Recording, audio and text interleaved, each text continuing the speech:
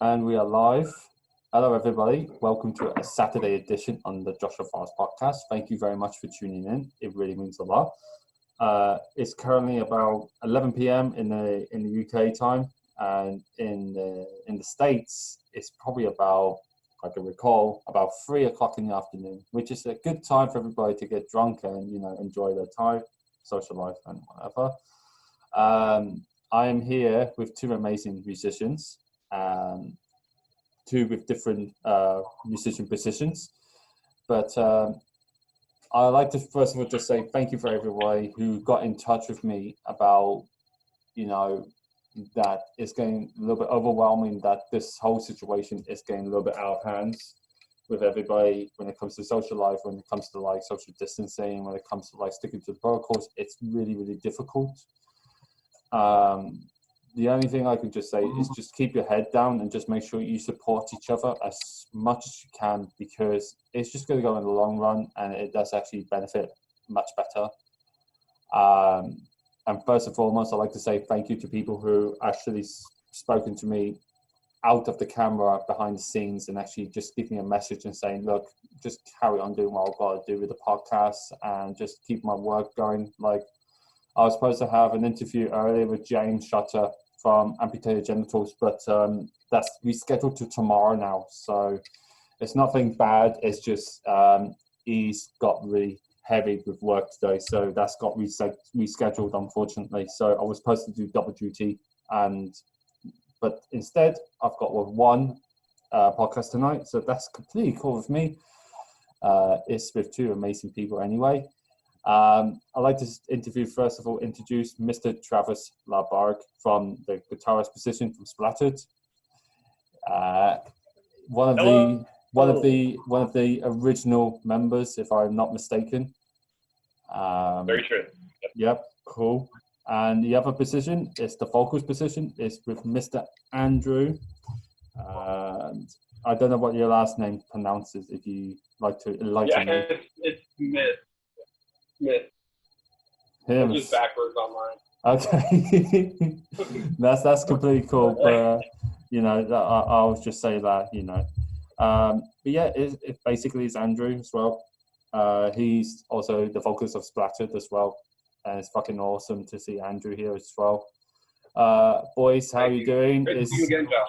Oh, it's not a problem. It's been quite a while since we've basically had a chat to each other and everything. Like the last time I spoke to you, Travis, was back in Deafy's Open there, and Yes.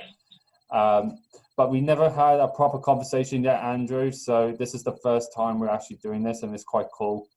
I am flattered that you're on here along with Travis. Much appreciation. But boys, I can do by myself then. But boys, how have you been doing?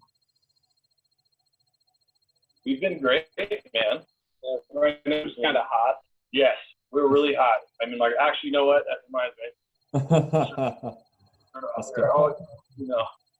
How many shirts are you wearing? It's toasty out here in California right now, but it's about 3 o'clock and we're just having beers and having a good time. Yeah. A lot of shit, so we're doing things that make us feel more. Yeah, because we're smart. Yeah, no, absolutely. I completely understand that. But I know there's going to be a lot of hot weather down in the US and in Europe at the moment. Like over here, it's milt. So you're going to have one hot day, then you're going to have a pissing down rain the next day. So it's kind of like a hit and miss scenario.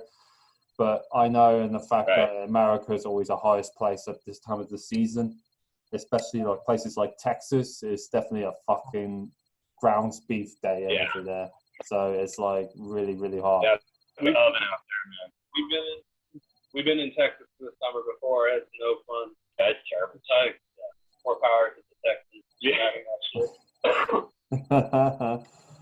But to Vegas too. It's like the oven out there as well. Our boys out in Vegas, Cerebral and Guttural and all those dudes. Yeah, I know that Las Vegas would definitely be hot at the moment, and people like Andrew from Cerebral Implication would be fucking sweating his ass off, with work and everything. Shout out to Andrew. I saw you did an interview with Ricky, man. Yeah. Yeah, Ricky was fucking cool to have an interview with. I definitely wanted to speak to him in person, and he was the main person I did not have a chat with. I chatted with Mark, Andrew, and Astrio all in person, but it was just Ricky I just did not speak to on that same year with Deafy's opener. You know, it was a bit unfortunate, but it was great to have a chat with him. I still keep in touch with him from time to time, you know, on Instagram, so it's good to keep in touch with him. I think he's been occupied with drumming and looking after his kid, so it's fucking cool to see him going through well. But obviously, we just had this little discussion before we just interviewed it recordingly. You both have got kids, which is fantastic. You know, I'm very, very pleased to see you both as father figures, and I am proud that you both are going to be great fathers, in my opinion. Thank you very much. That means a lot, man. Yeah, we try. Absolutely, man. I mean, always got partners. I mean, it's great, but how's it been now that you both are fathers? Is it really great to have some accomplishment in your adult life that you can look after a kid and take somewhat bit more responsibility, and think it's a good way to have more experience as an adult to understand what it's like to have a child? It's definitely a trip to have one. Like, I don't even know how to like put it. It's hard to put into words. It's like a really cool thing, but at the same time, your life's really fucking stuff. Your personal life's over. You know what I mean? Like, don't get me wrong. I absolutely love my daughter with every fiber of my being. But there's sometimes where you're just kind of like, yeah, the responsibility level is just above and beyond, you know what I mean? Yeah. And like, you know, I'm 34, so I'm a little bit older, and I kind of felt like, all right, I've drinking enough, I've partied enough, like for now. Yeah. Take a little break, you know. But it actually kind of worked out because of the COVID and everything that's happening right now, and giving us a chance to be with our babies during this time, you know what I mean? So that we focus on the band when they're slightly older. It kind of worked out. And it kind of worked out that like him and Michelle had a baby, and then myself and Mara found up for like, by the way, we know you're pregnant. Yeah, that was not planned. We didn't have a party or anything. You know what I mean? I don't know. It wasn't planned anyway, but yeah, it's been cool, man. Just one playing music. Yeah, I just playing. Yeah.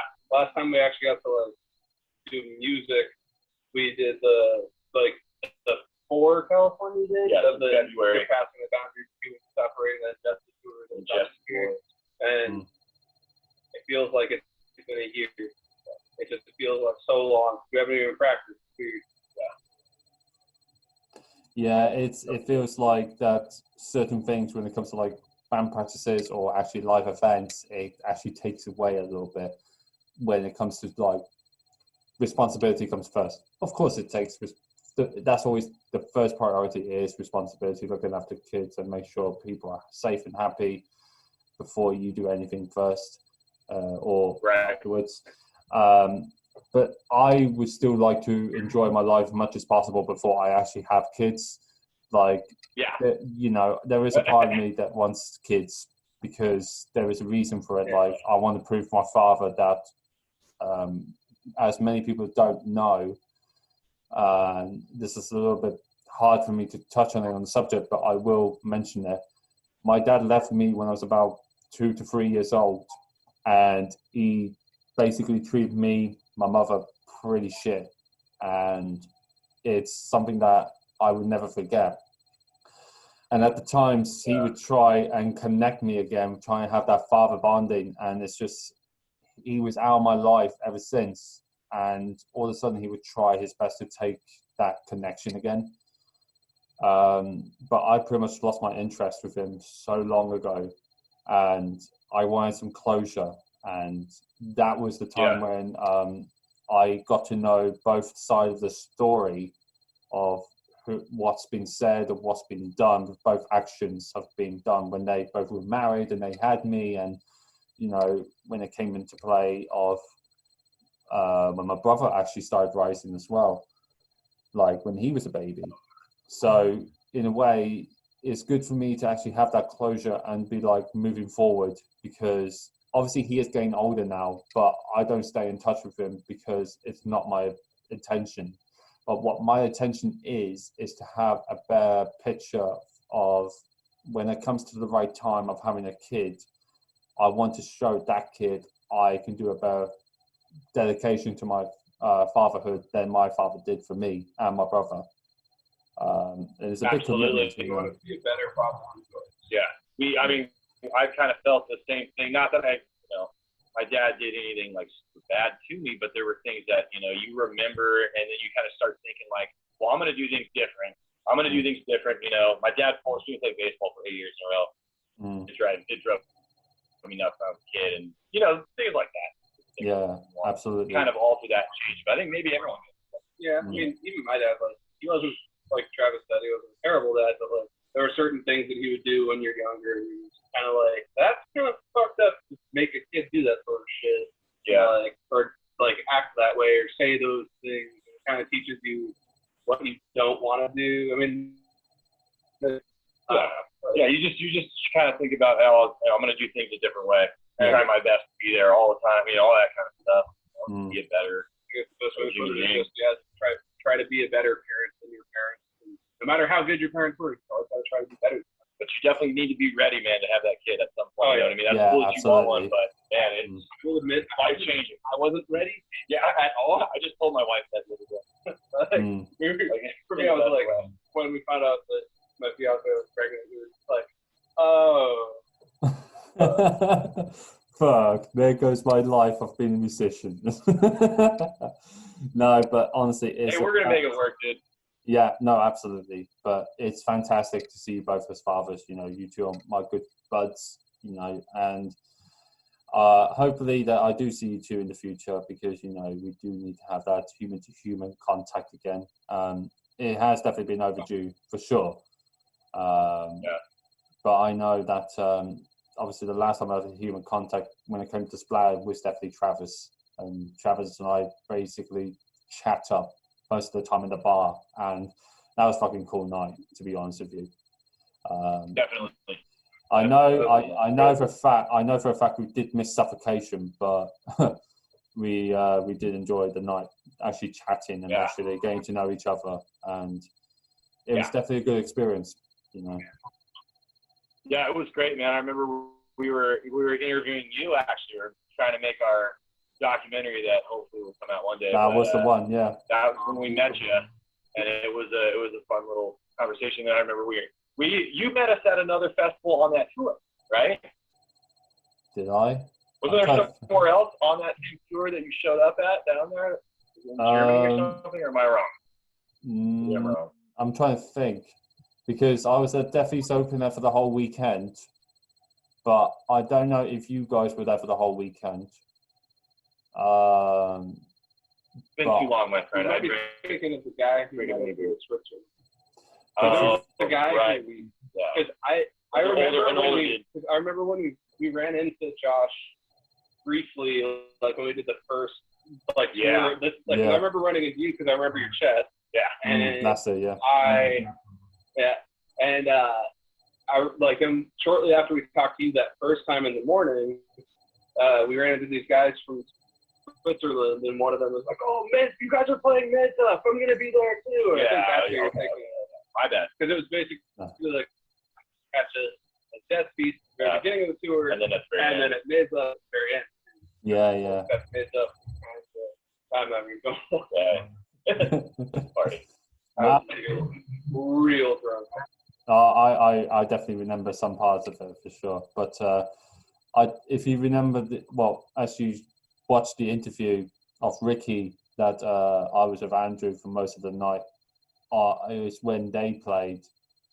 I pretty much got fucking wasted with Andrew, and that was fucking funny. That was a good memory. But I definitely Andrew will do that. He did. He would definitely deliberately do that for anybody, and it's just one of those things. It'd be like, you need to get fucking drunk with me, man, But it's fucking good because Andrew's a good guy. Me anymore.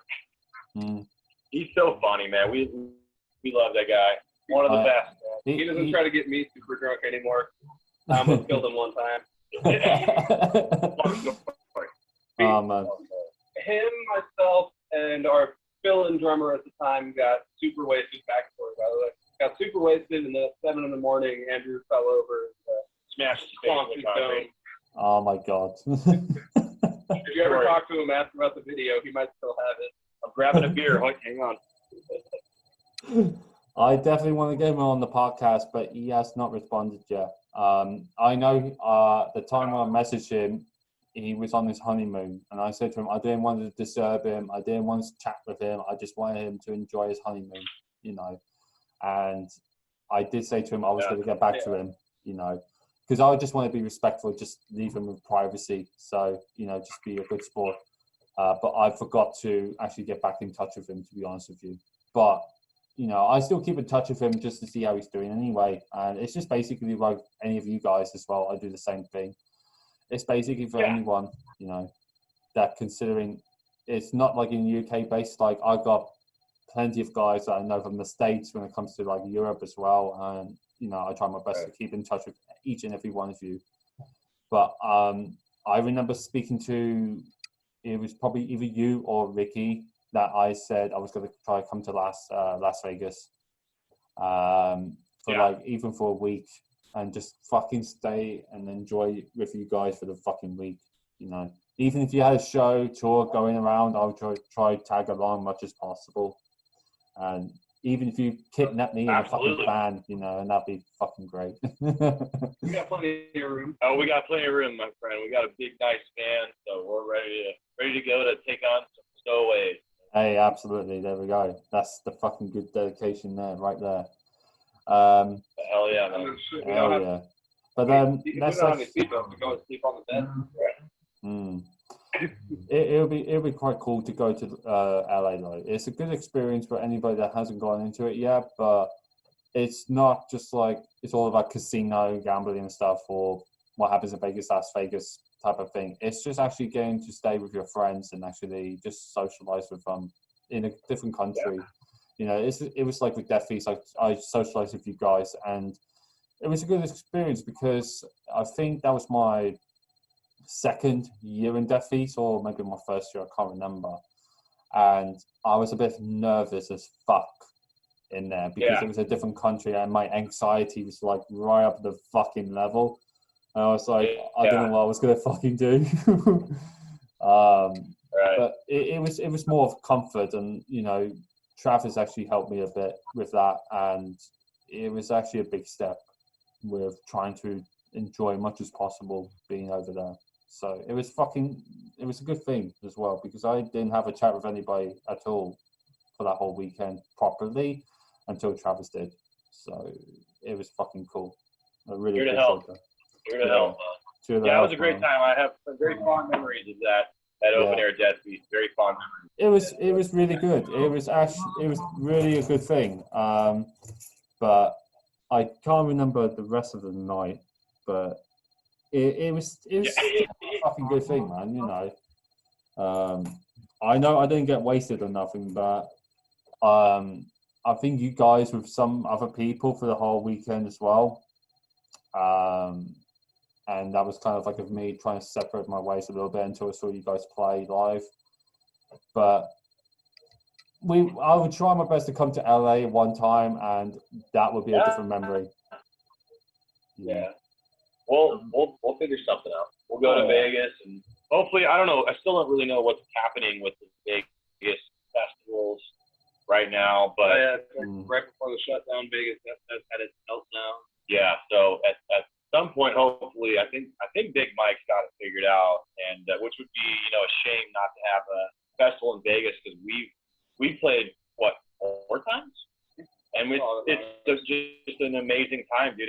It's just like over there in, you know, the Germany festival open air. You know, it's a family thing that everyone knows each other, and it's like a yearly get together, and it's great, man. Yeah, absolutely. But definitely would love to see you guys come to UK. Like, that's for sure. Cause we got to make it back. We're coming back one day. Yeah. I promise. Yeah. Absolutely. Yeah. And I love it there, man. Yeah, and it'd be nice to see Cerebral Implication come to UK again. Maybe like a tour package or something. That'd be fucking nice. We've been trying to tour with those buttholes forever. Ever. I will have to try my best. I'll have to try my best to stay with you guys for the whole fucking tour, UK tour for the week, for wherever, and then just fucking socialize with you guys as much as possible. Just get away from work, you know. That'd be fucking nice. I hear you, man. Here. Yeah, man. Have a vacation. Yeah, definitely. So let's touch on music, because this is all about the podcast. It's all about actually getting to know musicians, bands, and it's actually to get the recognition of understanding what the bands is all about and actually supporting the bands as much as possible.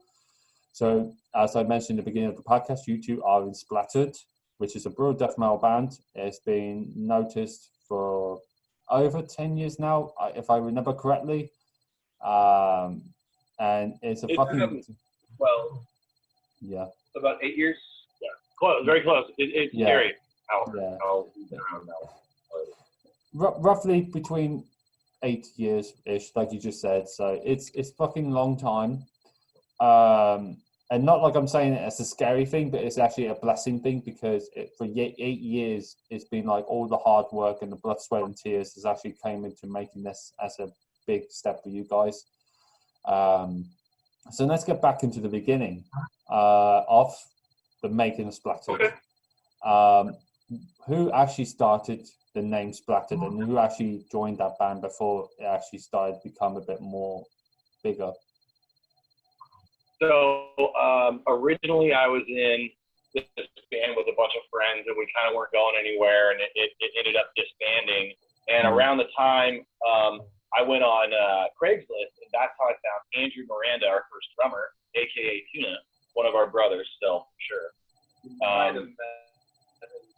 Yeah, he was there. I don't know. You may not have run into him, but he was there. He's a good guy.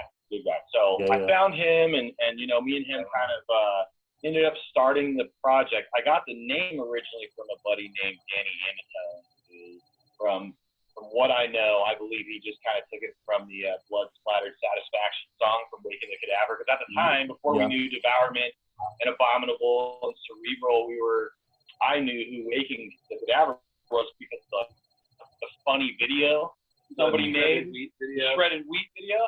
That's how I kind of found out about Slam. So it was kind of funny. We didn't really know what we were doing yet. We kind of just met up, and I knew that I wanted to have really ridiculous fast blasting and just chunking guitars, you know what I mean, the whole time, and just really brutal vocals. And we just didn't have anybody that we knew around that could do that at the time. But that's kind of how it started. And I started the band because I was just, the last project, fell apart, put a lot of energy in it, and it didn't go anywhere. So, and then the rest is history. We met Andy through the scene. We hopped in after about a year, I think. The band was a year. 6 months old. The band was 6 months old when we hopped in. They started the band in June, and then in late December 2012, they asked if I could do vocals as a fill-in. They've seen my previous band, as in Logistic Slaughter. You should look them up. They're hella crazy. They're really cool. Crazy, brutal. Still play with them. Yeah, we still play shows with them all the time. They're some of our best friends. But so I was in that band, and we were opening for Dying Fetus. And Travis and Tuna happened to be at that show. And then, because I guess our friend Justin, our lead guitarist Justin, had said oh, Andy does that type of vocal that you're looking for. Right. And so they showed up to the show and saw us play, and they're like, that's our guy. And asked if I could fill in for a bit. And after one practice, I was like, fuck it, I don't want to fill in. I want to join the band. Yeah, that was it. And the rest is history. We touched buttholes many times. Yes. Prolapsed our buttholes and shit. Yeah, we prolapsed our buttholes and then went around each other, so we were docking buttholes. Lovely. Lust. Oh man. Anyway. Yeah. So yeah, that's actually a good start how the band actually came. So ever since then, one EP came out, and then 2 albums come out. So and that as well. 2 amazing albums, 2 different music directions of of what Splattered wants. like we had a chat privately about this, Travis. Like we had a chat about at one time about how the direction with this current album, Connie Vortex, was going to take compared to Guttural Spectre. And it's different. It's definitely two different music varieties, and you know, it's really a big step for taking that direction. As you said, you was going to do that, and well, the rest of you boys did as well. So it's fucking awesome. Thank you. Much pleasure, man. Much pleasure at all. So where did this music interest come into play? Where you said after the CP you wanted to go to the Guttural Spectre road, and actually, was it just trying to be heavy as possible until you thought it was not going to be good enough, until we did something different like a Connie Vortex that was a bit more open and compared to like the last album that you guys did? What was the idea with that? I mean, well, originally, just from a musical standpoint, before I started Splattered, I was like really trying to improve my skills and my playing and stuff, you know, just always play. And the whole goal in the beginning of Splattered was just trying to, you know, tour and get a record out and just play and have fun and be able to party a little bit and not have to think so much. And so I guess what happened was we accomplished a lot of goals, and we loved the, you know, the old stuff. But we really wanted to challenge ourselves and, you know, pursue maybe a little bit of a different direction. Add a guitar player with some solos and stuff like that, and just broaden everything. And just, you know, I feel like bands progress, and we're just kind of going down that natural path. You know, I'm not sure where we're going to go next. It'll be very similar probably to kind of Vortex, I would imagine. But I feel like we're still finding our sound. I mean, we're still our sound. I'm just taking single lessons. Yeah. Okay. You seem like a 3-stick instrument. Oh, so we're gonna. I was gonna say Katy Perry. Okay, we did. But yeah, I think the first album we just kind of, like my perspective at least, the first album we just kind of wanted to do Brutal Death, and didn't necessarily care about musicianship, didn't necessarily care about like lyrics or anything like that necessarily. It was just whatever the most brutal, nasty shit we could write was. I think it came out pretty well. Yeah. There's certain things that I have gripes with the album, a few of which are my own fault, I will admit. But that's just kind of being a musician or any sort of artist, your own worst critic. Right. Almost anything you create hates. There's always things you pick out. You know, even Carnivore Tech, I'm really proud of it, but there's certain things I'm like, motherfucker, why did I do that? But yeah, I was actually really surprised, you know, about the vocals and how that took a different direction a little bit as well for Carnivore Tech. You know what I mean? That's a big part of the record, I think. For me, that was I just got sick of just doing guttural. We got bored a little bit, I guess. You know, or something. We still like that stuff, but yeah. I don't know. I started out with like trying to mimic Suffocation when I was a kid, and then after a while, I started getting more into Brutal Death. So I just wanted to do gutturals and gurgles and didn't give a shit about anything other than that. Yeah. And then after a while, it just kind of lost its splendor, and now I'm trying to do a cross between the two, growling and gutturaling as much as I can. And that's working out pretty well. Yeah, it turned out good. It's good times, man. You know. So lately, I've discovered some stuff that both of the artwork was done by Pa Olafsson. Very good artist, mind you. So he did really good work on both of the albums, and most definitely, you know. So how did you manage to contact him? And how did you actually spoke to him about wanting this specific artwork to actually to discover this album, these albums that you guys did? So, from what I remember, like the actual EP art, because it's been far across Liquefied Embodied Dissonance, Guttural Species, and Carnivore Tech. It's kind of a series, the same monster in different perspectives. Evolving or whatever. Like evolving, getting bigger, more grandiose. Yeah. It started out because R had just actually happened to have the Liquefied, like that red cover, that the very first one Splattered. He actually just happened to have it available for sale. And then I guess like before I actually joined the band, Travis and Tuna had the perspective of you know, like you put forward that you're in like a bigger band than you are, people react to it better than like. So it was our first EP, Splattered's very first EP. Many bands just say, "Oh, I'll spend $40 to get this sketched, whatever, you know, it'll look okay." And they spent a little bit more, got RO off, that well-known name, and I think it helped make a splash because there was a lot of comments like, "Holy shit, that art's great." Imagery's important, you know. And then following that, when we came out with Guttural Species, they told them to do something similar to that, just evolve, kind of make it a series. And so he came up with the Mountain guitar. And then for Carnivore Vortex, that was Tuna's idea. Actually. Yeah, Carnivore Vortex was Tuna's idea. Our former drummer, we were all just chilling, talking about what we wanted to do for the artwork for the next one.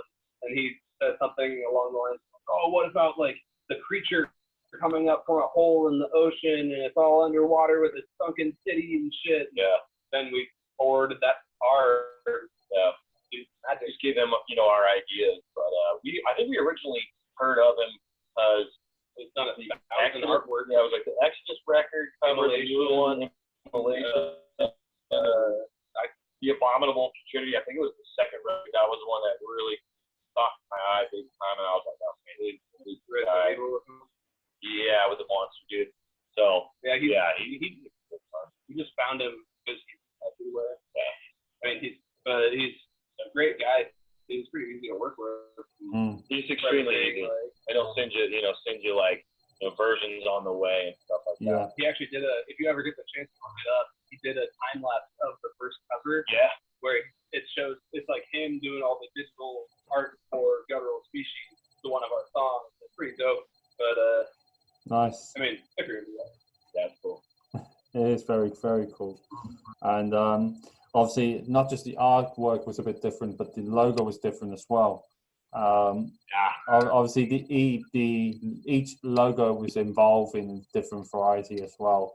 With the EP, it was more of, how can I put it this way? It was like a death metal type of element of logo, and then you could say the Guttural Species was a bit more of a brutal death metal, and then this one looks like it's it feels like it is definitely involved of a brutal death metal, but it feels like it's a bit more involved, like it's a bit more edgy, it's a bit more brutal. Like it was announced on Facebook that you guys did updated the logo. But who created that logo for you guys? The very last one? Yeah. Yeah, it was Steve Crow. Steve Crow for actually both the second and the third one. The first logo, Brutal Disorder logo. Brutal Disorder logo is out of Mexico. Yeah, I believe so. Yeah, that guy's a really good artist too. Great for logos and everything. But after a while, we just kind of wanted to update it.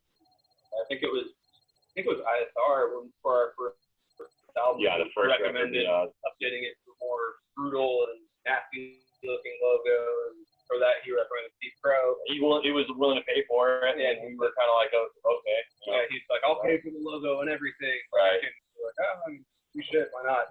But the original one we got. The original one was from Antonio. No. Well, Steve Crow ended up sending a version that was the new one, and Alex, he didn't really like it too much. Yeah, the guy from Inherited Suffering was like, "Oh, I don't really like that logo. I'm paying for it, so I want a different one." Yeah, and we liked it. And then so now that we're not on Inherited Suffering anymore, we were like, we're going to use the logo that we left. So. Right. So we would have had the new one on the second record, but it just ended up kind of happening that way. And I feel it fits the music better though. I don't think we're going to change it again. Yeah, I don't. Well, maybe we use the Nev one. I'm sure. But, yeah. We have a shirt where it was a special one where it's like a head with a shotgun blasting its brains out, and on the wall behind it says Splattered and like blood and brain matter. And so it's a Nev, like their gruesome graphic style art design. I love that logo. I want to picture it. We're just gonna have different logos all the time.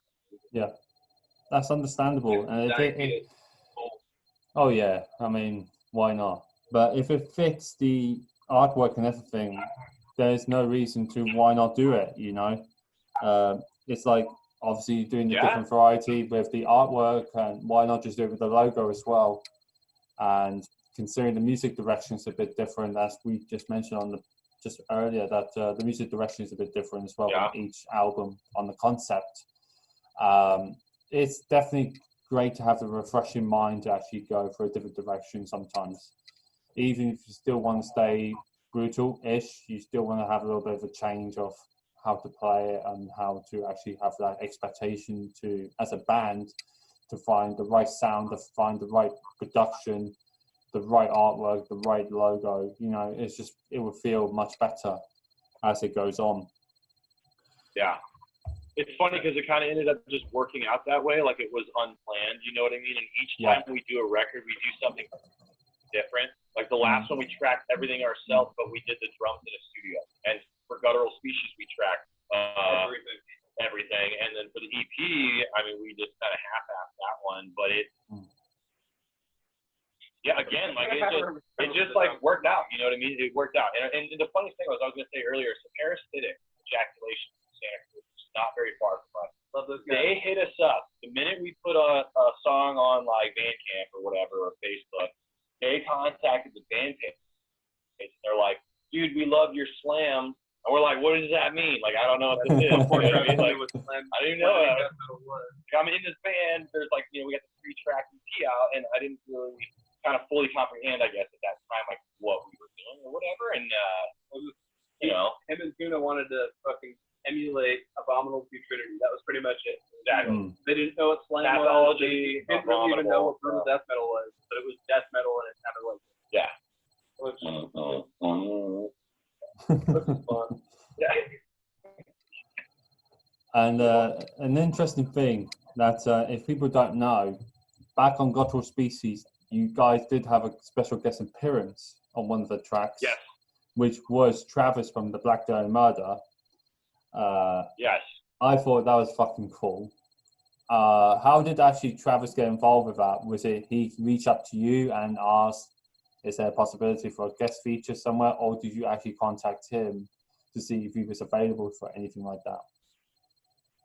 Believe it or not, we were playing a show. I'm sorry. I was in South Lake Tahoe at a show at a venue called Whiskey Dick, which we played before. And Trevor was there. Dahlia was playing. I think it was with Fallujah. Maybe it was like a one-off show from one of their big tours. Like big tour coming through. And so it's like one of those one-off shows. Travis happened to be up there. Right, and I was wearing like a Condemned or an Abominable shirt. I remember this. No, I wasn't there, but I remember the story very clearly. Yeah, and he was wearing like, you remember, a Cerebral Incubation or something like that, right? And we're like, oh, nice shirt, like, cool shirt, da-da-da. We were talking to each other when we traveled. And I was kind of drunk, and I'm like, oh, you ever heard of Splattered, dude? And he's like, yeah, the 3-track EP, I got it on my iPod.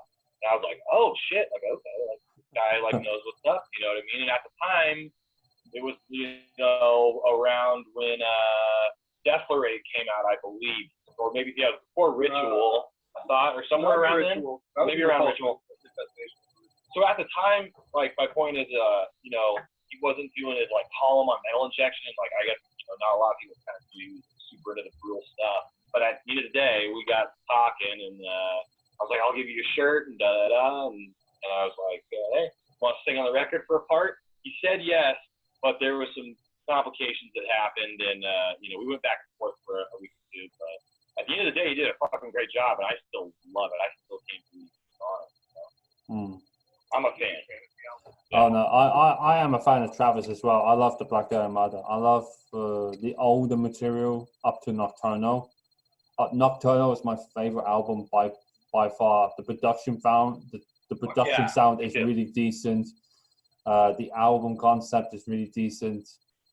The artwork is definitely on it as well. It just grew on me as a teenager, and to actually have a soundtrack of my teenage hood life, like that album was the right album of my metalcore life, if that makes sense. And it actually I feel the same way. I bought it the day it came out. So it means a lot to me. Kind of amazes me. Sorry, go on. I was going to say, what amazes me was that I've heard interviews with Trevor like somewhat recently, or like with the Black Dahlia murder and stuff, when they were talking about how like Nocturnal is like one of their like the fans' least favorite albums, which always blew me away because it's always been like everybody I know fucking loves Nocturnal. Yeah, I love Nocturnal. Trevor's like, oh well, it's when my vocals are like the shriekiest and this and that. And I'm just like, I don't know, man. I thought it was. Yeah. Obviously, we all thought it was. Yeah. Nightbringers, though, dude, is like a great one, and the new one, Verminous, is cool too. I just love Brandon Ellis as a guitar player. I wish I could have gotten the new one that came from Dungeons and Dragons. Yeah, I saw that Dungeons and Dragons kit. That was cool. I remember that I had the Nocturnal artwork shirt when I was about, I believe, 14 or 15 years old. The Black Dahlia headlined it, and in Oxford, UK, along with Job for a Cowboy, that was sub-headline, and the Red Chord. That was a really good lineup for a kid that listened to deathcore, basically, and I did at the time. It was so good, and I remember I had a photo of Travis, but the phone I had was so fucking terrible. It's one of those slide-up phones, and the camera quality was so shit, and I'm never ever able to restore that photo at all. But it would have been nice to actually have a chat with Trevor, to actually have a chat with him, and just he actually got into me with the Nocturnal album and the Black Dahlia Murder. If it wasn't for that album, I don't know. I mean, what would I be listening to up to this day? I don't know. As a teenager, it totally changed my perspective, dude. I like you. I was, I'm not ashamed to say it. I was listening to deathcore. I was in a deathcore band. Yeah. And I knew about Dahlia because of Miasma and Statutory Ape, like one of my favorite songs to this day. And I knew, the video was great, and I knew about the band. But then Nocturnal came out. I think it's 08. Yeah. And I remember just driving in my fucking hot tub. I work on hot tubs, driving in the van around the Bay Area, listening to that record, dude. And I still listen to it to this day. And believe it or not, I'm doing a cover with some friends of a song off that record. And nice. It's great. It's cool, man. It's a lot of fun. Really cool. So let's get in touch a little bit about how you two became musicians. Was it something because it was by a habit that you guys wanted to do something when you was a kid, or was it something like it grew on you when you was a kid and actually you wanted your parents to buy you like equipment and something to be like, try and play it, and if you don't like it, then you're gonna have to deal with it type of perspective? Well, for me, I was in the Boy Scouts as a wee lad, and there was this guy that I knew named Cliff, who was like super into classic rock. He loved like Wolfmother, Van Halen, Pink Floyd, all the classic greats. And he played guitar, and we were like on the 13 or 14 or something like that. He basically talked me into learning bass so he could have someone to jam with. And so then I started learning bass, and then we started like a classic rock cover band. I didn't know this. Are you ever heard of this story? Yeah, I didn't know. That's fucking wrong. So all we would play is fucking Woman and Money. Like Woman by Wolfmother and Money by Pink Floyd over and over and over. And then we wound up starting this classic rock cover band with this other kid from our Boy Scout troop named Hendrick, who actually is the drummer for the Splattered. I didn't even know it. And so we just jammed on that for a minute, and then I don't know. I think it was we did that for like I'll say a year, maybe two, and then some of my friends from school, like people I'd known for most of my life, started getting into metal, and they kind of showed me it, and I introduced that to Cliff and Kendrick. Well, I think Cliff already knew about it. He was like, I don't like that shit, whatever, growling, like crazy screaming nonsense. But I showed it to Kenny, and he and I both just fell in love. And next thing you know, we started a really shitty death metal band that then fell apart. We both kind of started our own bands after that, and then those fell apart. And then I wound up joining in Splattered, and then oh shit, that's right. I was still playing bass before all that happened. But when we started the death metal band, I was awful at bass because all I knew was Money and Woman. And so we were playing fucking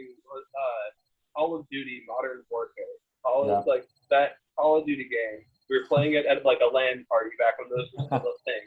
And the old days. we were like, you know, fuck it. But Kenny and I were like, fuck it, let's start a death metal band. Let's do it. And our friend Kyle happened to be there to play guitar. And he was like, all right, I'll do guitar. Kenny will do drums. And I was like, I don't really want to do bass. But all right, let's see. And like, we all just kind of started going, like making noises. And I was like, you know what? I can probably do that. I can do that.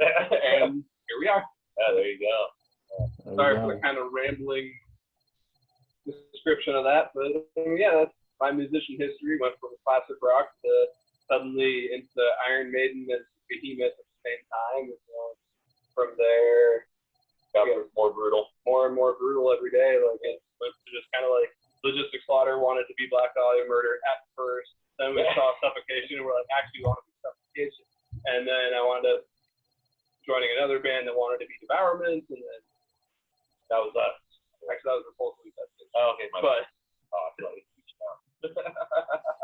but my journey, I'll keep it shorter. My journey was I wanted to play drums originally when I was a real little kid, 11, 12.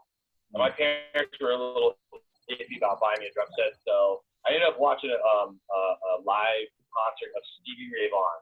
Oh, okay. I still listen to today. And I'm like, I want to do that, and I still can't do fucking half of what he's doing.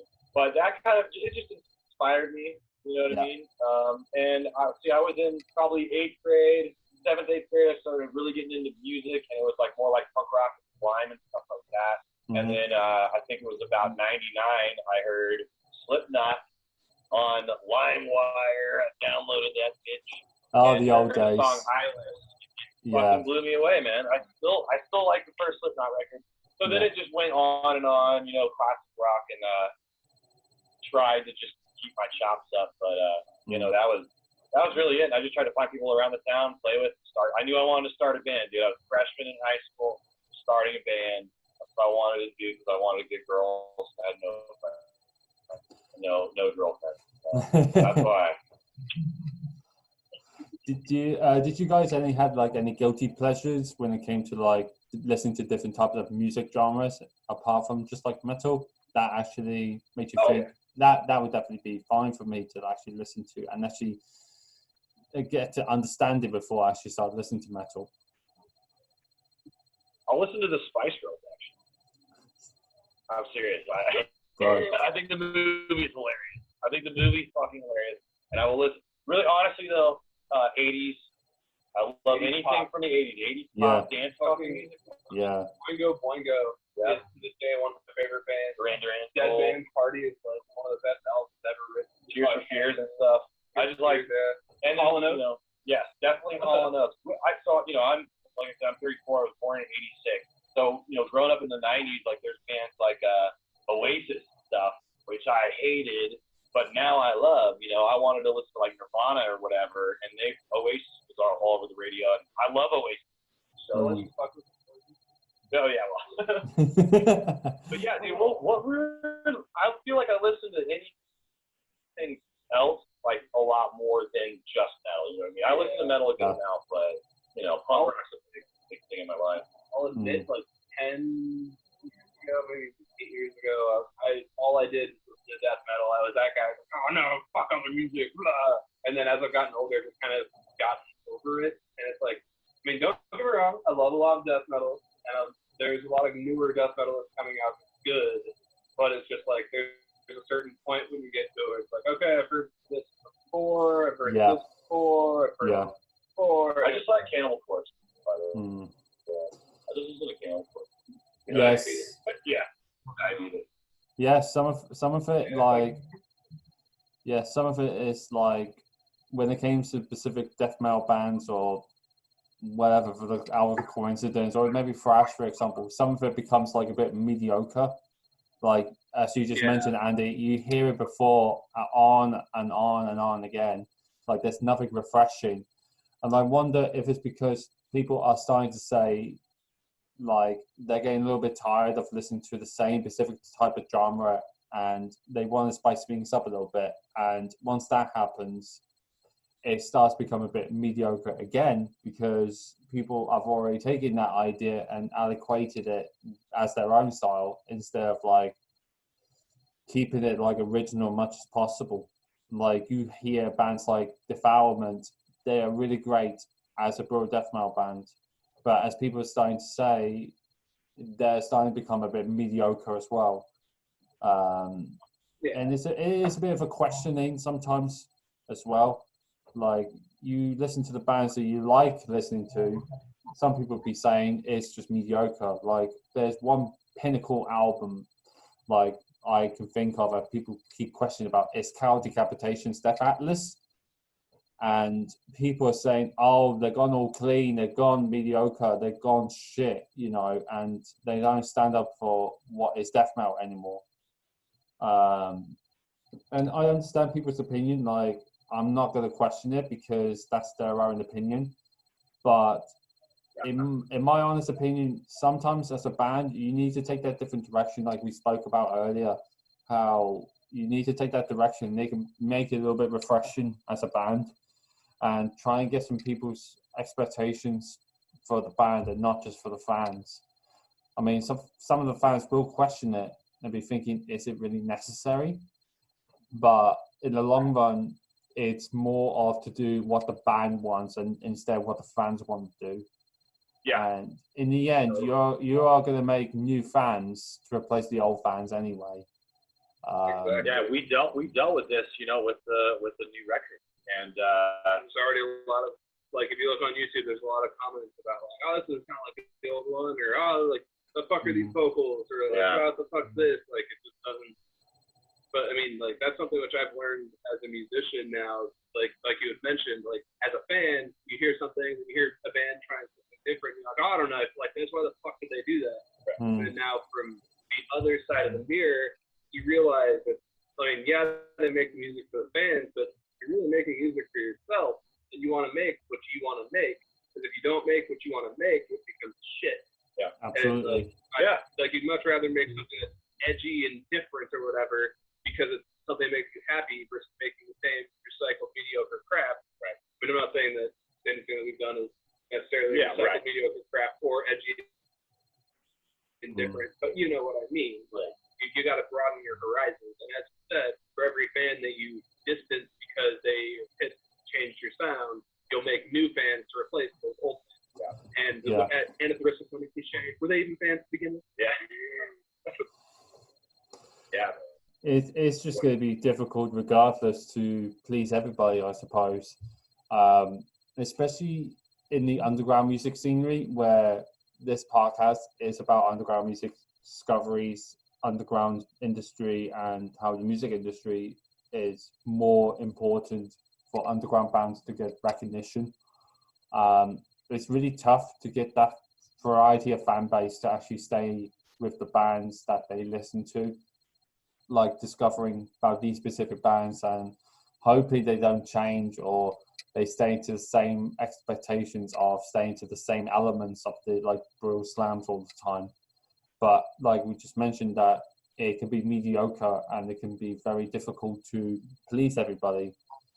And I guess in a way, you are going to have people that are a little bit close-minded. They want that specific music taste, and in a way, I am happy for that. You know, I'm not going to digress it because, again, people are allowed to have their expectations of what they want, but it's more to do what the band wants because it's them who's making the music. It's them that's controlling their own future as a band, not the fans.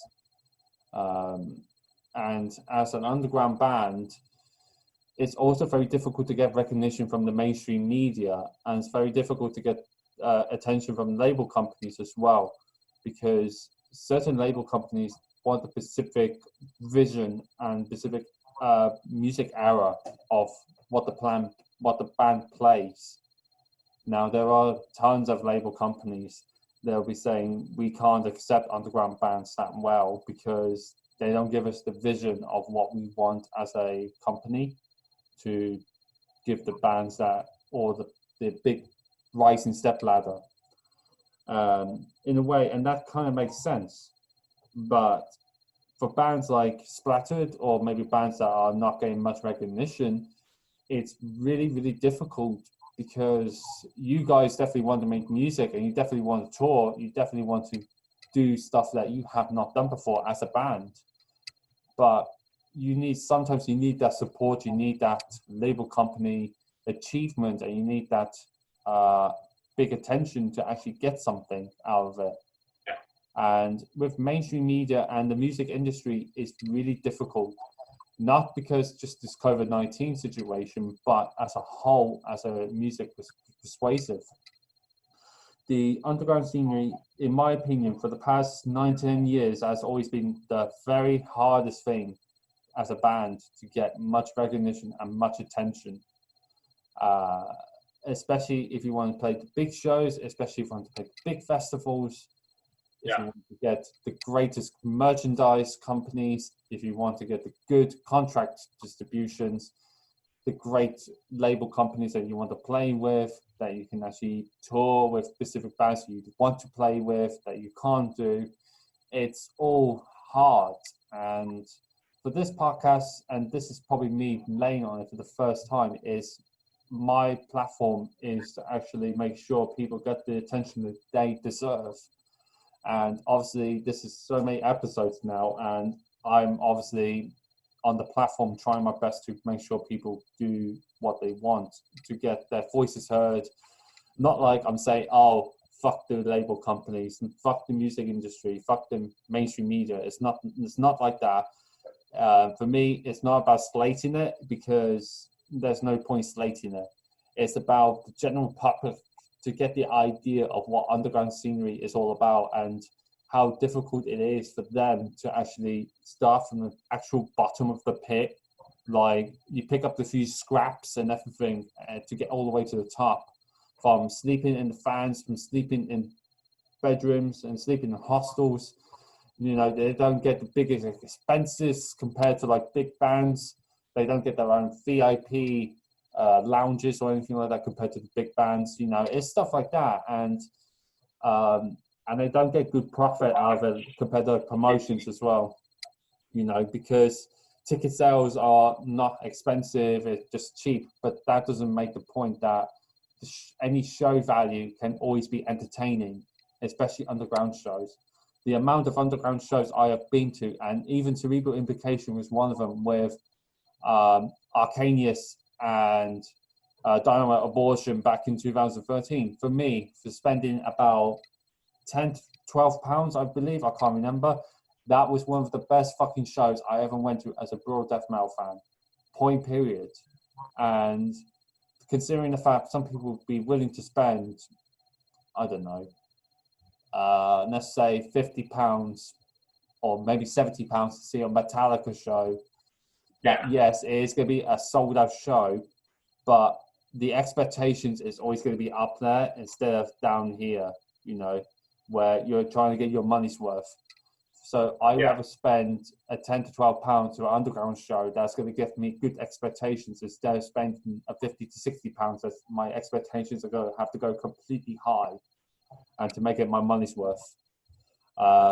So pretty much the question I'm going to be adding on to you boys is really, is it difficult for you guys to try and get much recognition as a band? Because, you know, as I mentioned just then, is for underground shows, it's very difficult to not only get big fan base that you guys want to get, like obviously more fans, you want to get more or bigger audience to go to show by show when you come back to different tours, different cities, different countries.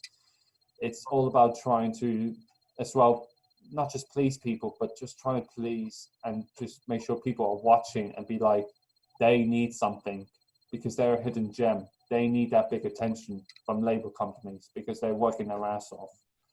How do you boys think it is when it comes to underground shows nowadays?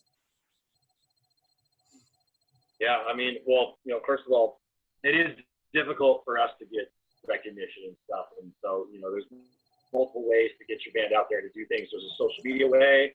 There's to go out and grind and tour and just play shows. And like, we've self-funded everything we've done, dude. Like we've paid or charged on our credit cards whatever we had to go to the other parts of the world. And I mean, I was the one that started this project. This is all I've wanted to do. You know what I mean? I'm just so happy that I have people that are down to like pay that kind of money. Because, you know, when we go out there, you know, like in Europe and stuff like that, we get help, but we have to pay for all of our airfare. We are the ones grinding in the van all the time and stuff like that. So yeah,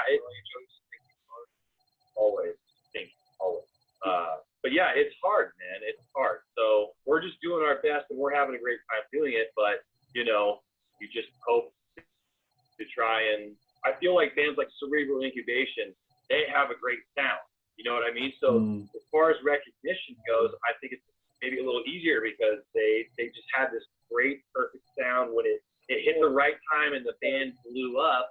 We're on the other spectrum where we have to grind and we're grinding. Yeah, of course. There were stuff kind of hit at the proper time for it to like explode. It's like the same thing with like Federal Screws and all of Infinity. Like they were probably before their time. Exactly. And because of that, like maybe a year or two after it came out, it was holy shit, that's incredible. And then now it's like I don't know, it's just hard for anybody to if you don't have that sound, the perfect sound, you have to grind your ass off to get any sort of recognition. That being said, though, I feel like right now is a really interesting time because bands like Visceral Scourge and Disatomb and Ingested are those bands that are in this scene that we're in, and they're breaking through that crust, and they're starting to open these huge big tours. And so because of that, you know, it's giving up. I mean, if you look in Indonesia, man, there's like festivals with thousands, I mean, just thousands of people for just cool death metal. And so, you know, when Discord came back, people, they were doing that too. They were fucking opening, not opening, they're playing big ass tours. People were stoked to see them, and then of course they kind of faded away again due to reasons. But you know. But yes, as far as shows around here, to answer your other question, you know, like it's funny in California, man, especially in the Bay Area, where kind of like the whole thrash thing happened in the 80s and whatever, and it's definitely different now. We tend to only play a few shows in our home area a year because, you know, we used to play way too fucking many. Yeah, we used to play a lot and no one would go half the time. And so now we play never and people go. Yeah, but go to Sacramento, which is above us a little bit, a couple hours, and we go down to LA area or even over in Vegas. And, you know, you get a bigger crowd because you're not from there. So. Like, I'd say with regards to recognition, as bad as it is to say, it's like, and like especially when it comes to getting like opportunities, a big part of it is like meeting the right people. Right. Like building relationships. You have to kind of network and meet people, and then you have to have that band like that. For example, for us to get over here, if you had to have that one band, good friends with us, because they met us at this one thing or whatever. Big specific Crepitation. I don't know. I don't even remember how that. Big shout out to Crep. Yeah, I love the Crep boys. Fucking in that band. Brothers. Even the guys who are new and I haven't met yet, I love you. He's in the band now. Yeah, he is. Sorry. We digress.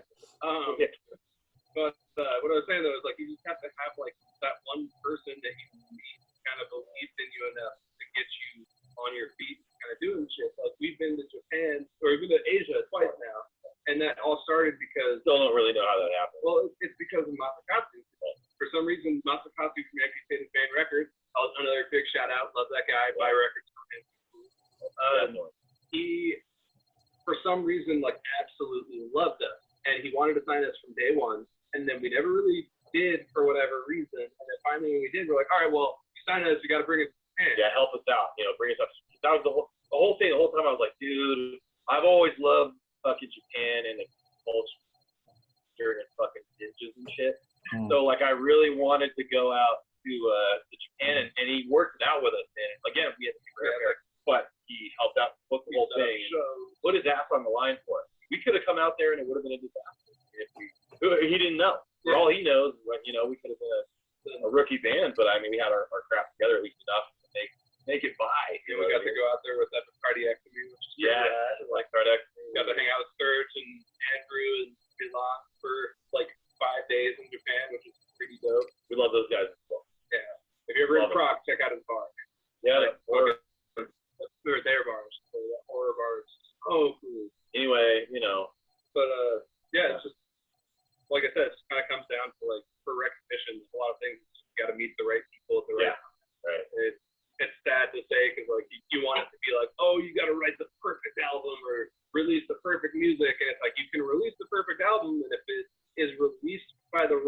label, or if or it not the right comes out at the time, wrong or it time, sounds like shit with shitty production, yeah, or whatever. the production's wrong, or something. Like, it's just, there's so many little factors. Yeah, absolutely.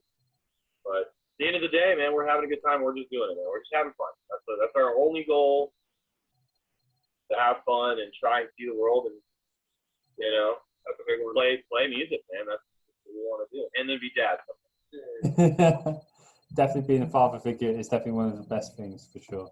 But no, playing shows is definitely it's definitely one of the things you definitely want to do. Is definitely play much shows as possible before the curtains had to close as a band or whatever. But obviously that's not the time for it now, because you still got time to do it much as you should want. But I definitely like the idea that I think when it comes to tours, you definitely don't want to play much local shows, because you'll probably see the same people all the time and it doesn't change anything. So you definitely need to refresh it by going to different places. That, as you said, Travis, it does change a little bit, and you've got a bigger fan base a little bit over there compared to California, for example. You know, so it does make sense perfectly. You know, for me, for the UK scenery, it's really interesting, because we got big capital places. Obviously, one of them is Manchester, the other is London, the other one's in Glasgow, Scotland. The other one's in Wales, Cardiff. So there's countries like that and cities like that. But there are questions of what bands will be wanting to come and play these places, even though the politicians a little bit is, we've been told for bands to come in, they will have to pay visas and like specific fees to actually tour as well for exclusive goods.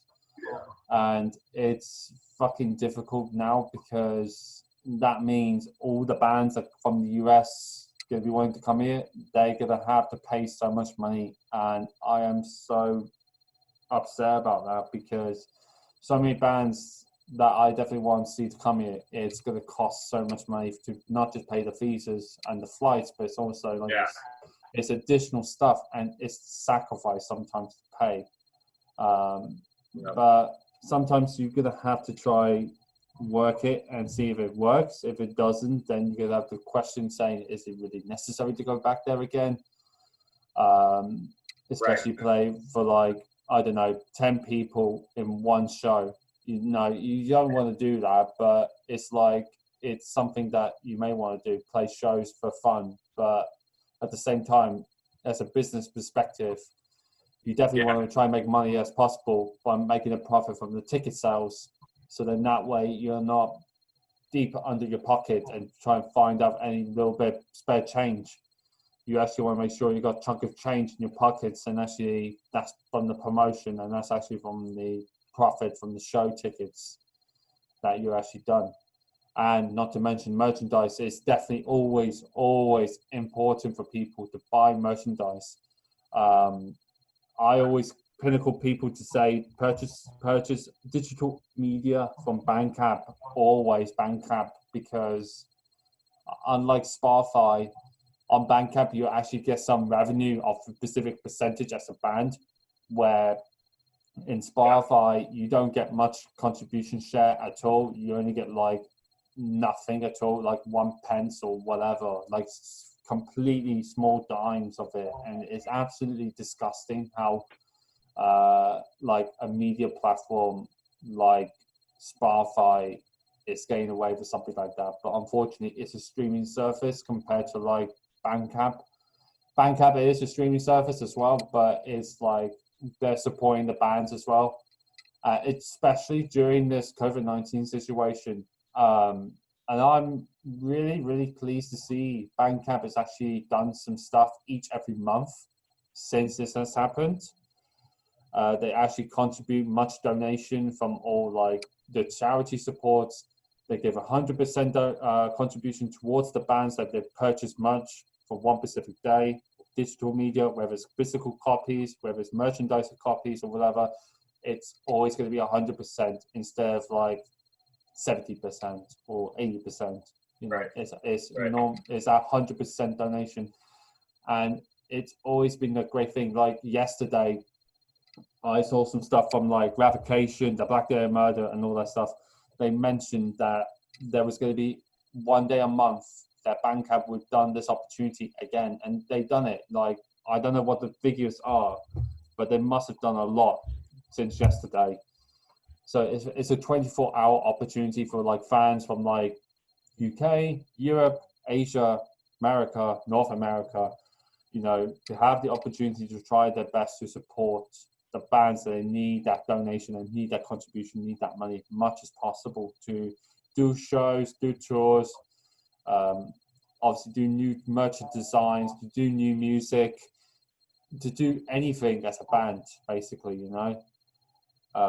It's difficult at the same time as a fan perspective, because much as I definitely want to splash my money on Splattered merch, music and everything, and I know you kept mentioning about it, Travis, how, oh, you need to buy this, you know, and I will definitely get around to it. I definitely will.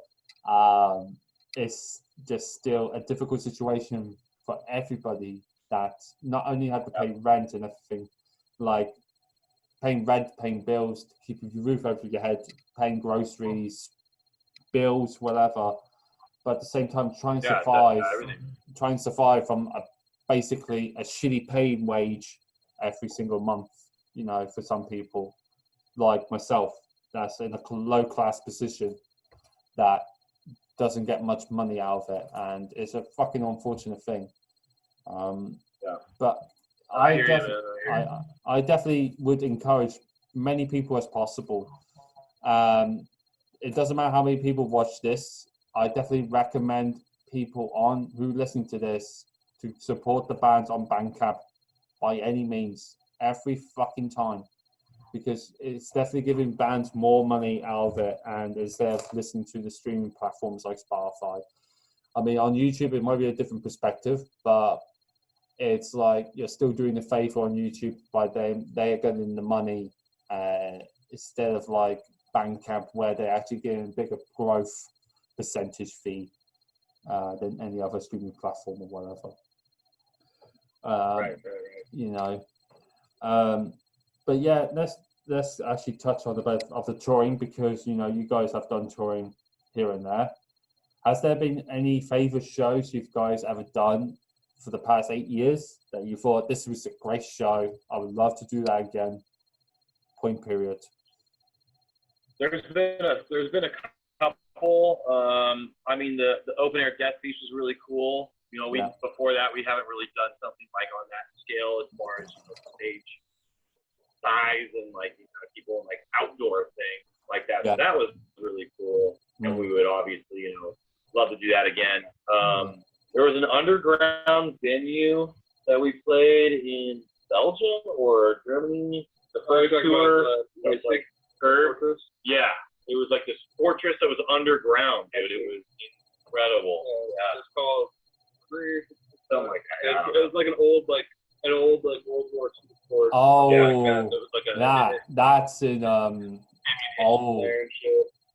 I think that's in Belgium. Right. Well, the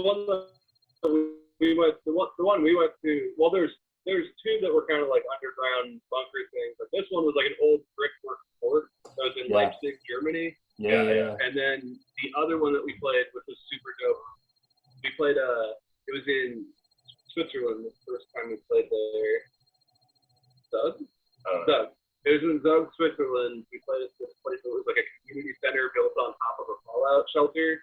So you play, and then you're like, so this is where you guys are gonna sleep, and they take you down this steel staircase, spiral down to the ground, and there's a giant fucking vault door with the spinning handle and everything, and like rows and rows of bunk beds, and you're like, where the fuck are we?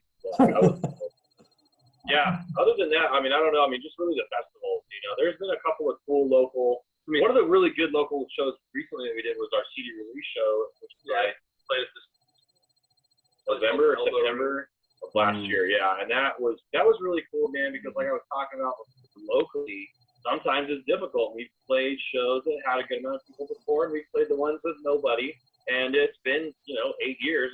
So we dropped this new record, and we had friends and a little bit of family, and a lot of fans come out to that. And it was a 100 capacity room. We sold that fucking motherfucker right out. It was great. Hey. There was a lot of people there, and it was just really cool. And but other than that, a random one that I didn't really expect to think was like one of the coolest ones that we've done was actually. Do you remember Preston in the UK? Yeah. The very last show of the tour. Yeah. It's like one where you show up and it was in like some weird restaurant looking thing. Yeah, we're above a restaurant. And you're like, you get there and you're like, where the fuck are we? Like, what is this? And then we actually played the show. It was like packed the fuck out. Yeah. Like, everybody was having a blast. By the end of the set, there was a whole stage invasion where everyone was getting on stage. like moshing. And like, it was wild because it was one of those things speaking with the promoter afterwards, he was like talking about like, thank you so much for coming out here. Nobody goes out there. So it's one of those things where it's in an area that there don't get too many tours. And like, oh shit, deprived of shows. It's like some U.S. band is out here now. Like, let's fucking go. Right. The one in London, Camden Town. We played London. We played it was the Dev, right? Devonshire Arms. I believe so. Like. And that one was like, it was a free show on like a Saturday night in a college town, basically. My wife flew out. Her sister from Scotland flew out. My wife from America flew out. We played on a Saturday night at a corner bar, London somewhere, man. And it was fucking insane. Somebody picked up Andy on his shoulder. Our driver. Butler. Shout out to Butler. That's Scottish fuck. Love him. That's good. Yeah, it's been a couple of years since we got married. But that was a great show. We all took our fucking shirts off, and it was sweaty, and it was packed and had the energy. That that was one that really stuck out. The entire UK tour was fucking right. Yeah, I really want to go back. All 3 or 4 shows. Well, there was Liverpool, London, Manchester, Preston, and Nottingham. It was cool too. Yeah, we played with we toured with Vision Figure Man. No, Cranium. Where we played Cranium in Manchester. That was Manchester. Yeah, Cranium. That was cool. That was a fun show. Yeah.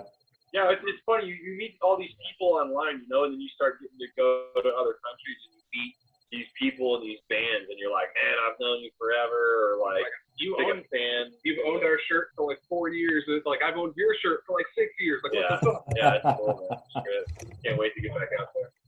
Yeah. I remember talking to Martin about the No Glam Just Fucking Slam on the back of the Cranium shirt. And I remember him telling me like, I came up with that, and being so proud about it. Yeah.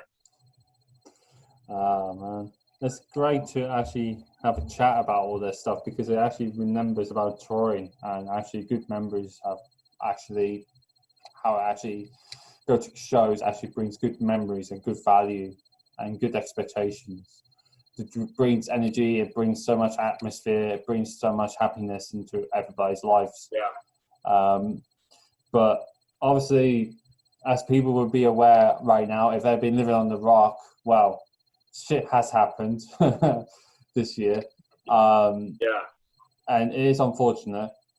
One of the main things that's happened this year is obviously music events have been postponed until maybe next year. It's fucking difficult. It's difficult for all of us. It's difficult as music fans. It's difficult for musicians. It's difficult for bands, promoters to put on shows, label companies to organize it. It's really difficult. But I've read some articles that basically there's mentioned about music events. One of them was about to try and do open air shows, but you had to play in the car. You had to stay in your car, which it's something like that. I think it's a bit weird, but if it works, it could work. I don't know. It depends on where it depends where it is. Yeah. I haven't heard about that yet. And the other things were there was an article from Life Nation Ticket Company. They basically were stating, because obviously all this is cancelled, next year, if any bands were going to be doing any shows, the ticket sales, they were not going to be making much money from the ticket sales because that has to be deducted from this year's ticket sales. So they're not going to make any profit whatsoever. Yeah, it's fucking stupid, man. I am not happy about that. Ticket companies like Ticketmaster, TicketWeb, Live Nation, they all can go fuck themselves. I think it's bullshit. It's just not right. Especially a friend of mine, shout out to Joe. Basically, he was purchasing live festival tickets for this year. I think it was Grass Park. And basically, he had 2 tickets. He purchased those 2 tickets, and I don't know if it was flights included or not. But alone, he was spending £500 for that recent event, and he can't get the money back because oh my god, the promoters can't do anything about it. It's because he purchased the tickets from the company that makes the tickets. He can't get any money back from it whatsoever. Yeah, you talking about Joe Mortimer? It's bullshit. But I think what the promoters has done is basically any person who's got any tickets from this year, it can be rescheduled for next year, hopefully. Right. But it depends on what happens. It's the same. Right. It's almost the same situation with Deaf East Open Air because obviously in Europe it's a different situation, and with Deaf East Open Air, it's still going to be a massive gathering. It's about almost 1,000 people. Like, they're speaking to the local government to try and see if they can still do live music events. In my opinion, I don't think it's going to happen because it's still a massive gathering. It's still a huge crowd. It's still going to be like, you have to avoid social distancing much as possible. If they actually stay happening as an active festival for this year only, I'll be very surprised. But I'll also be very upset because I purchased a ticket and was hoping it would be rescheduled for next year. The likely possibility is it's going to happen next year. Like, it's going to be rescheduled next year, like any other festival and any other show that's happened so far. But one of the things I have seen, and this was like months ago, there was an article, I think it was from like Online Canada's article or something. And basically they mentioned about the music venues and stuff. If music events actually happen this year, they will have to stay to specific protocols and procedures like most people are at the moment. So what the procedures were is to stay 2 meters apart from everybody. You have to stay in a 2 meter box against other people. You can't physically touch people. You can't socialize with people as much as possible. Yeah. You can't go in the pit. You can't stage dive. You can't crowd surf. You can't do anything stupid to basically do anything reckless. With that being said, is you're going to be withdrawing so much energy that there's going to be no energy coming from the crowd. There's going to be no energy for the band to actually do anything whatsoever. In your opinion, boys, how do you really think that's going to actually work if it actually happened? Do you think it's going to not work and people are going to be so pent up and thinking, you know, it's not going to work? Or do you really think that likely the shows are just going to happen next year and just play safe and sorry, basically? I think it depends on, I guess, like the scale of everything. Like if it's a production where they can actually afford the security to be there and be like, all right, everybody's got to stay apart or do this or whatever, or like the testing and everything, then they'll probably do that. But I'm sure the guidelines will be in place for everybody. But I almost guarantee local shows are going to start launching again. They're going to do everything. It'll happen. And I'm sure that every town, every city, whatever, every state, every country, it's going to be a little different. But knowing metal fans, it's good. They're going to, they're going to do what they want to do at the end of the day, because that's a big part of it. You know, it's like you get to you get pent up all week. You know, you got a shit shop. You just want to have some fun, drink a beer, and run around in a circle and high five and hit with your friends or whatever it is. I'm old, so I stand in the back and drink my beer. But you know, I don't know, man. I personally think this is just this weird year that no one's actually doing anything or living at all, and we're just going to relive this year next year, but everything will actually happen. You know, so many things have been canceled, but I think it would be wise to continue it, you know, continue the rest of the year, just hanging out, man. Make sure everything's okay, and then get back to it, because I'd much rather do that than a half-assed type of show at the end of the day, or maybe no one shows up because people are still scared to go out. I don't know, man. It's just weird. I saw Dave Chappelle did a stand-up in an outdoor venue recently, and tables were far apart. it was pretty interesting. But I mean, as far as music stuff, there's like that live stuff, you know, they've been doing on, you know, like Zoom and whatever. And it's a little funny. I've seen a lot of the covers, you know, a lot of different musicians do covers together. But yeah, I don't know. We're scraping by, I guess. Scraping by. The Code Orange did a whole music video on an FTV.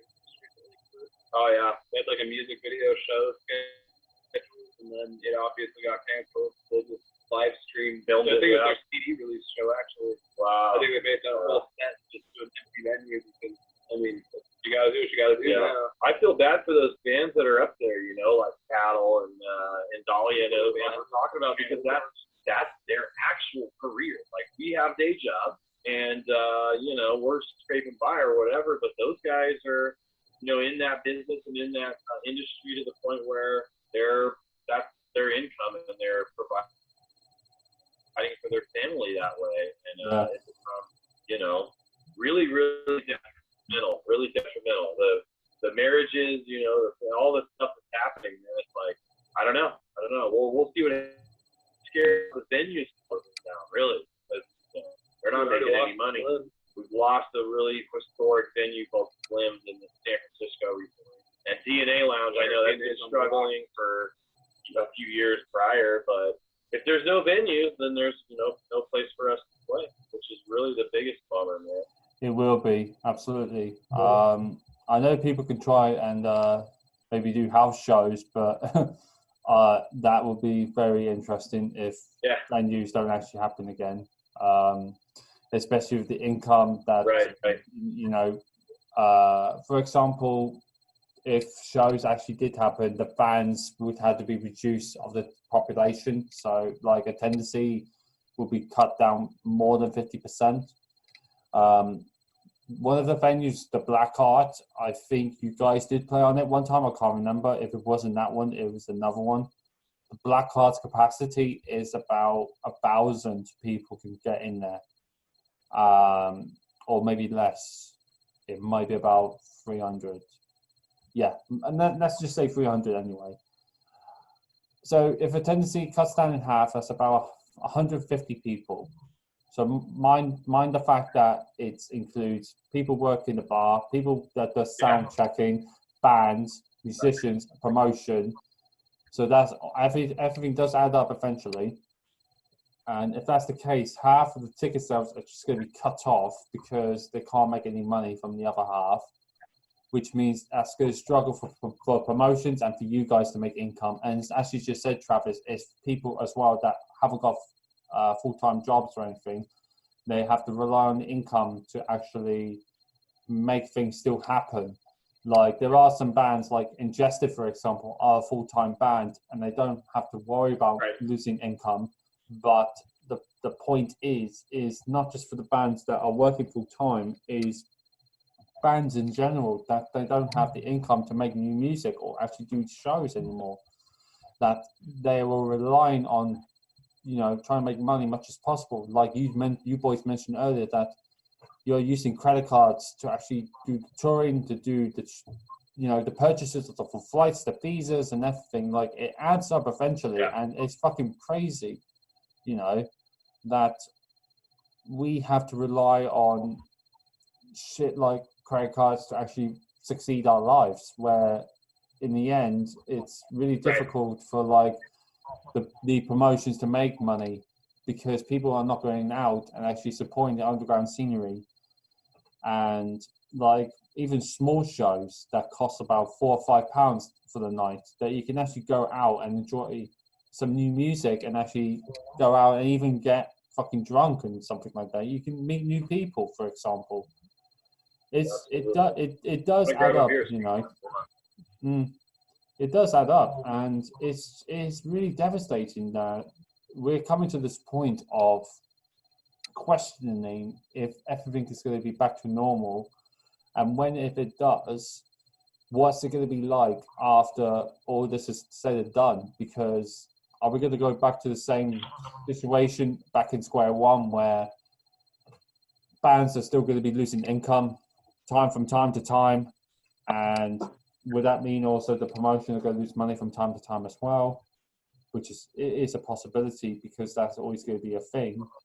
but will it be a possibility then people have been staying at home, they're going to be able to go out much as they want, and actually they're going to be saying, I'd rather pay so much money to actually go to shows and actually support these bands because they need to make new music and actually come back to this city again.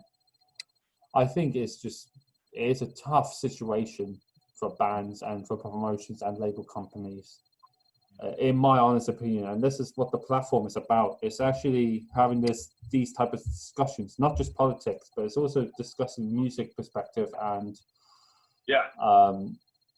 in a way it's to have your voices heard and have your opinions about it. And for people that don't see how much of a big deal it is, this is a big deal. This is a big deal for bands that they want to make much music as possible to actually enjoy playing music and actually enjoy going touring, instead of not having to worry about using credit cards and overload, obviously overdraft and whatever.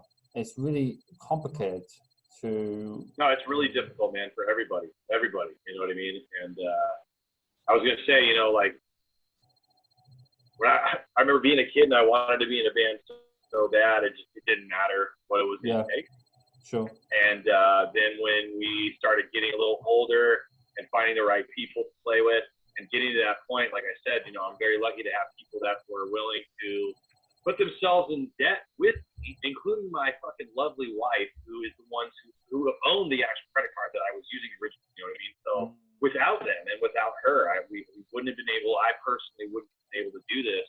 But we just, we want to do it that bad. I mean, it's one of those things where it's like, I feel like we kind of started Splattered late in terms of like how old everybody in the band was. Yeah. Like as it got started. Yeah. But at the same time, it was partly because we kind of had to like weed ourselves out of all the other people that we've been working with, and like find the people that we're going to like, the people who weren't going to fall off, the people who weren't going to just suddenly lose interest, the people who were going to stick around and be there, fucking everything, and we'll sleep in a 102-degree van overnight because we can't afford a hotel room, not be pissed off about it by the next good day, like have to, and the people who can stand being around for weeks on end. Because there's certain times you think you're a great friend with someone, and you're stuck in a van with them for 2.5 weeks, and you just get utterly fucking sick of it.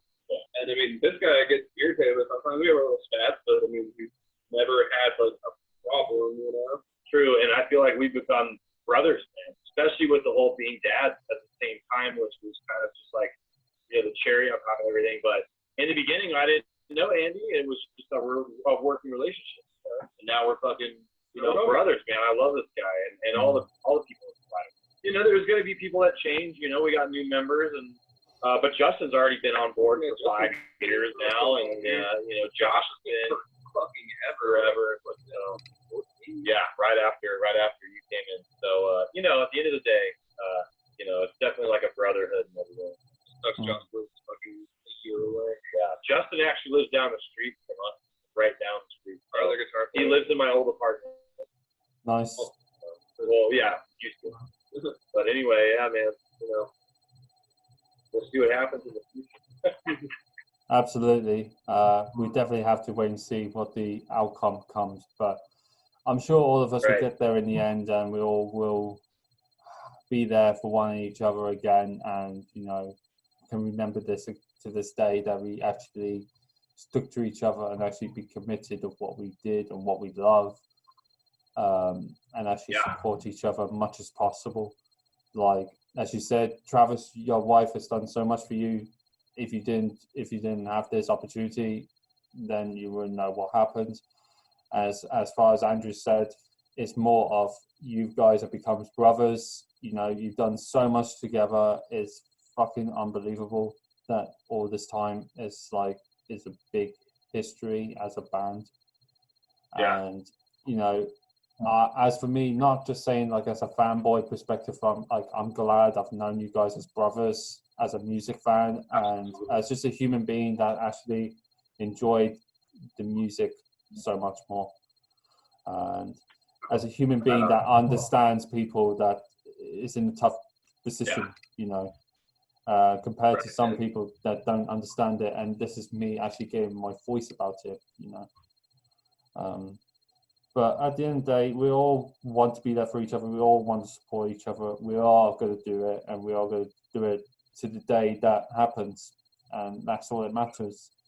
But I know there has been some stuff slately around for the past few weeks about people being throwing allegations, but that's a different topic, and we probably don't need to get into it. But it's interesting now. People will change for the bitterness, and sometimes it's going to be really tough to see what the outcome will be.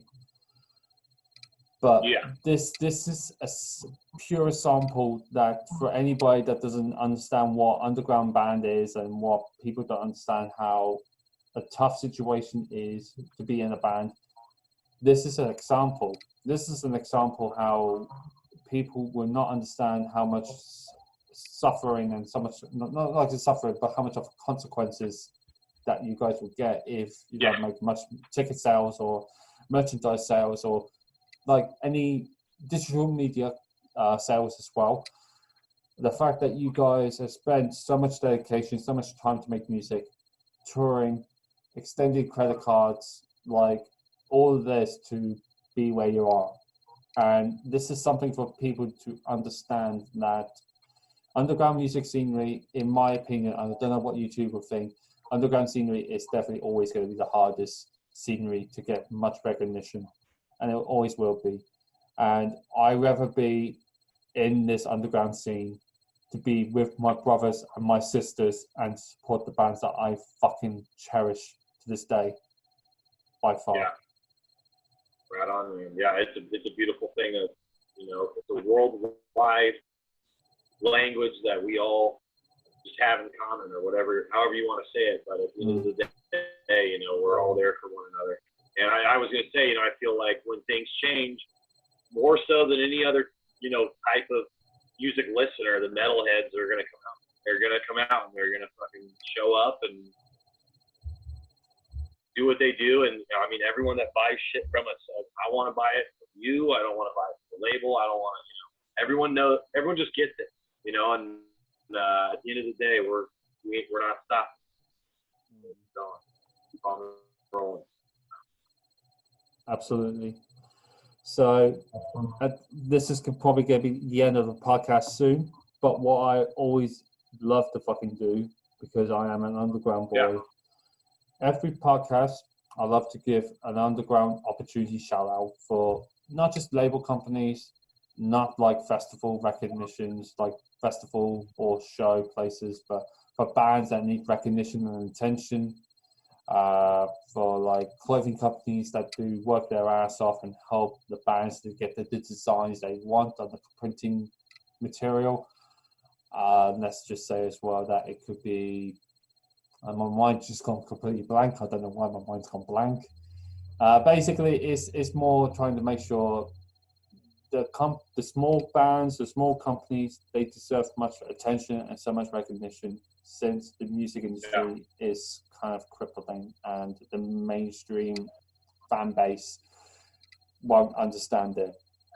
Or if let's say, for example, someone is watching this, hello, mainstream media folk, you are watching this podcast because you might want to understand what this podcast is all about.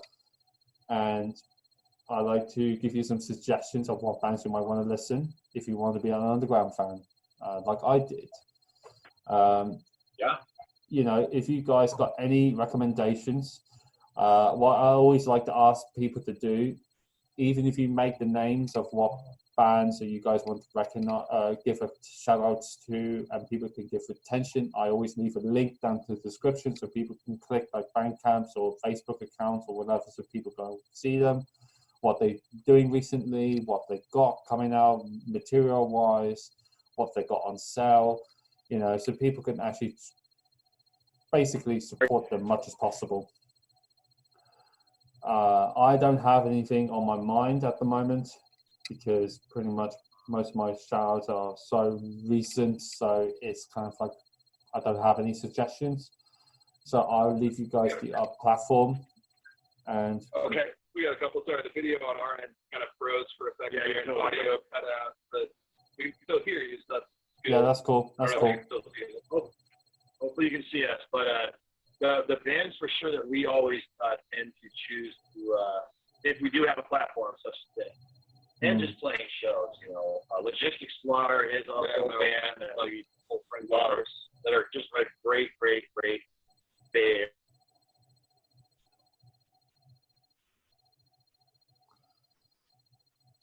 I think they're breaking up.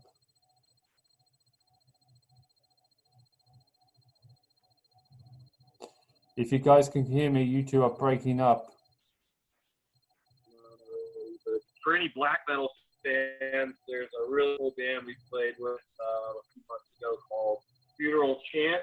They're from Oakland, and they totally rip. And we are big fans of them. And Strangulation and it's fucking super cool. The guys.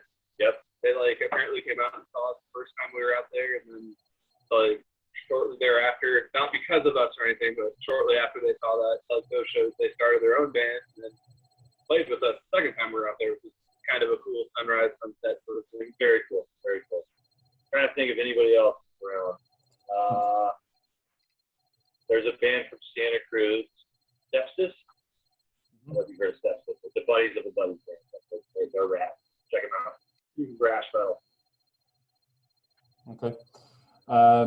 What I'll probably will ask you guys to do. Hello? Can you hear me? Josh, can you hear us? Are you there? I can hear you. What's happening here? Oh, no. Okay. Josh, we love you. I love you too, guys. It's okay. It's fine. Give me a... I don't know. All right, I don't want to hit this pipe again. I don't want to leave in case it comes back, but I don't want to... if you guys can hear me... Josh, can you hear me? I can hear you. Hello. Hello. All right, well, see what happens here. Yeah, you guys are kind of breaking out a little bit. That's the problem. Josh, be there. We love you. I love you guys too. What you guys to do is just message me the recommendations because you guys are breaking up.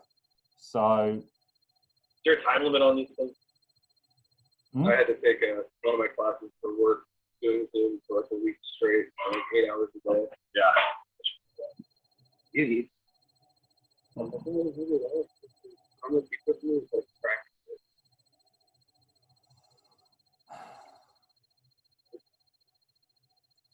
Can you guys hear me? I don't know. I'm just gonna pretend that I go somewhere when we're gonna talk. Right. Okay, so basically, I just had to mute them because they can't hear me. So I'm gonna message Travis.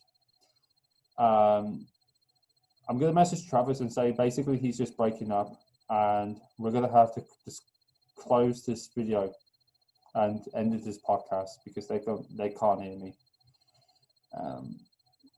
Let me just write a message quickly. Is basically breaking up, so I will be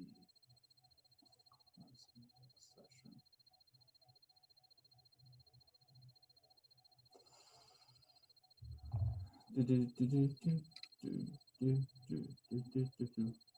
Yeah, so basically I've just messaged to Travis that the video is pretty much going to finish. It's unfortunate that this has just had to happen because I just really, really enjoyed speaking to them, unfortunately.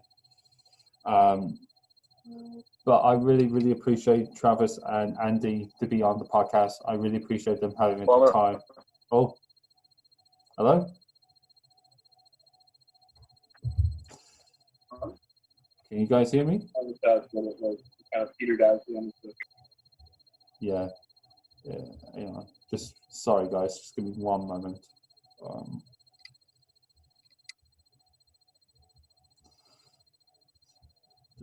The Wi-Fi signal. is. Yeah, so I really do apologize for the end of that podcast, guys. Yeah, so this is pretty much going to be it for the podcast. I really appreciate for people who took the time to listen to this. I'd like to say thank you to Andy and Travis to be part of the podcast. I really, really appreciate it. They have my most love and blessing.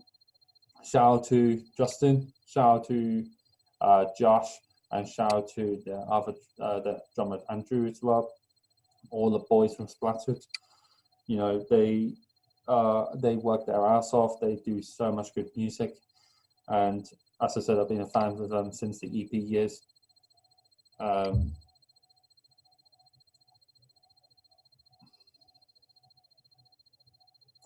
Yeah, so it's really unfortunate I just had to finish, but the final third of the words, what I have to say on this podcast is basically, this is a very tough time for everyone to stay with where they are. The music industry is really in a tough position. Travis is saying that was great. Along with Andy, was probably said the same thing. That was a great session. They were really pleased with the podcast. Let's see what he had to say. Hey man, I'm not sure what happened there, but it could be my shitty Wi-Fi. But anyway, hopefully you got the last little bit of kind of what we were saying there. Yeah, basically they just said they're really pleased with it, which is fantastic. I'm glad that they took the time for it. I'm grateful that they actually took the time, and thank you for Andy as well to be part of the special guest as well, because it was just only going to be me and Travis at that time, but Andy wanted to step in, and it was fucking cool. Thank you to everybody who listened to the session. Thank you very much for watching it as well. It really means a lot. So as I mentioned at the beginning of my podcast, I had an interview discussion going through with James Shutter. It got rescheduled till tomorrow, which is completely fine. It's going to be the same time again. It's going to be about 11 o'clock in the evening for me. Another sleepless night. Yay. It will be fucking cool. And then on Monday, I have got a new session coming through. I got an interview session on Monday. I've got an interview session on Thursday, and I've got an interview session on Saturday. Within the upcoming few days of the week, I'm going to be doing some live Twitch streaming, and it'll be fucking cool if people actually go and actually follow me on Twitch. I'm doing live streaming sessions pretty much every day, and it'll be fucking cool to see how people react to it. Shout out to Travis, LaBerge. Shout out to Andrew Hatirius for putting the time to actually speak to me. I really love them. I would love to see them again in the UK, or me going to LA, whatever, to California, whatever. So yeah, thank you very, very, very much to everybody. If you want to follow my Facebook page, it's the Joshua Files Facebook account. If you want to follow me on and leave a subscription on the YouTube page, you're more than welcome to do so. If not, that's completely fine. When you hit the subscription bell, the notifications for the upcoming sessions will be on your phone, digital smartwatches, laptops, whatever. But yeah, thank you very much, everyone. I really appreciate it, and my sincere apology for the major technical difficulties at the end. But yeah, much love, and get ready for tomorrow's session. Peace.